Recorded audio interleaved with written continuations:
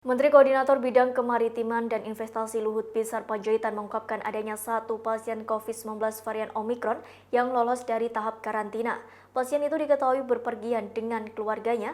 Hal itu Luhut sampaikan dalam konferensi pers virtual yang disiarkan langsung di kanal YouTube Sekretariat Presiden pada Senin 27 Desember 2021 hari ini. Satu peserta karantina di Wisma Atlet yang dinyatakan lolos atau kabur karena mendapat dispensasi karantina. Namun Menko Marves itu tidak menjelaskan siapa orang yang lolos dari karantina di Rumah Sakit Darurat COVID-19 Wisma Atlet tersebut. Dia menyayangkan adanya pasien yang mengajukan dispensasi sehingga tidak dikarantina dalam waktu penuh.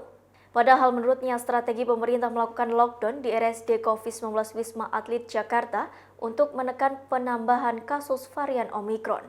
Sehingga pemerintah akan memperketat pemberian dispensasi karantina.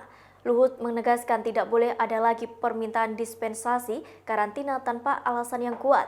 Ia menambahkan permintaan dispensasi dapat dikabulkan bila disertai dengan alasan yang kuat serta harus mengikuti berbagai prosedur yang berlaku.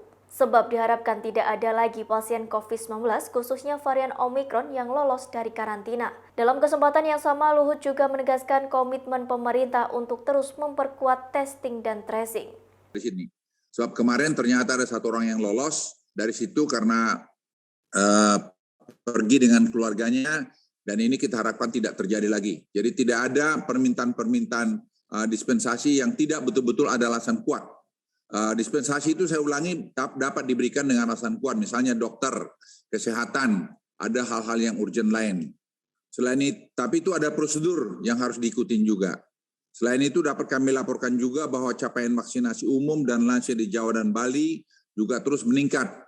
Capaian vaksinasi dosis 1 dan 2 di Jawa dan Bali masing-masing telah mencapai lebih dari 80% dan 60%. Sementara hasil serosurvei nasional yang menunjukkan tingkat kekebalan masyarakat yang cukup tinggi. Namun masih terdapat beberapa kabupaten kota dengan vaksinasi dosis 1 di bawah 50%. Pemerintah terus mendorong peran serta pemerintah daerah untuk memaksimalkan suntikan vaksin di wilayahnya.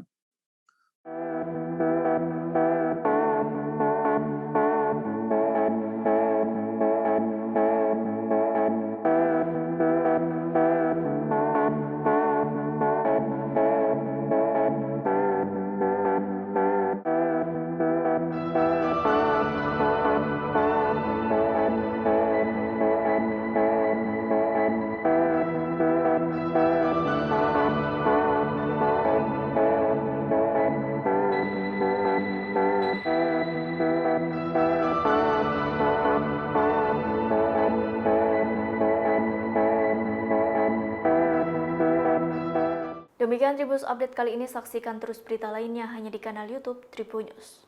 Terima kasih sudah nonton, jangan lupa like, subscribe, dan share ya!